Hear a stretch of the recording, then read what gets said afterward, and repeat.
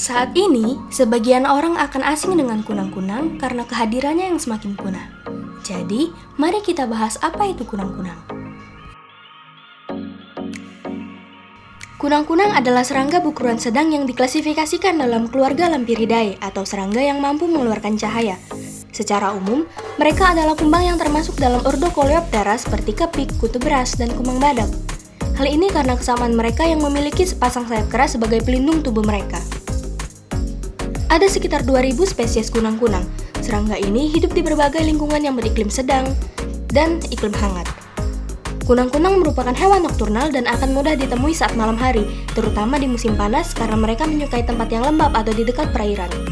Seperti semua kumbang, mereka memiliki metamorfosis sempurna dengan 4 tahap, yaitu telur, larva, pupa, dan serangga dewasa. Siklus hidup lengkap mereka dapat berlangsung dari beberapa bulan sampai 2 tahun lebih, dengan sebagian besar hidupnya dihabiskan dalam tahap larva. Larva kunang-kunang atau cacing vendar adalah predator yang cukup rakus, dengan makanan favorit mereka berupa siput, cacing, atau hewan kecil lainnya. Mereka biasa berburu di wilayah tanah yang lembab atau tanah yang sedikit berair. Ketika berburu, larva kunang-kunang akan menggunakan rahang mereka untuk menyuntikkan racun saraf sebagai pelumpuh, kemudian mereka akan menyuntikkan enzim pencernaan yang akan mencairkan mangsanya dari dalam. Setelah itu, ia akan mulai memakannya. Selama kurang lebih 1 tahun, larva kunang-kunang akan membuat kepompong. Mereka akan mencari tempat di bawah tanah atau di batang kayu yang membusuk.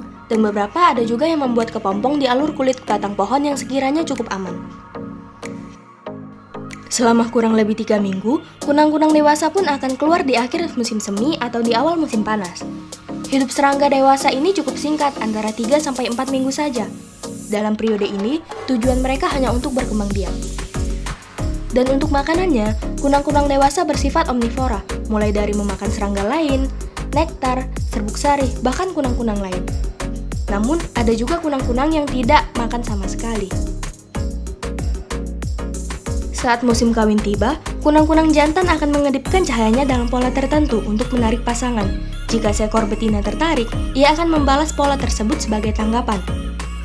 Setelah kawin dan bereproduksi, kunang-kunang akan segera mati. Kemudian, siklus hidup mereka akan berulang dari telur dan 3 tahap lainnya.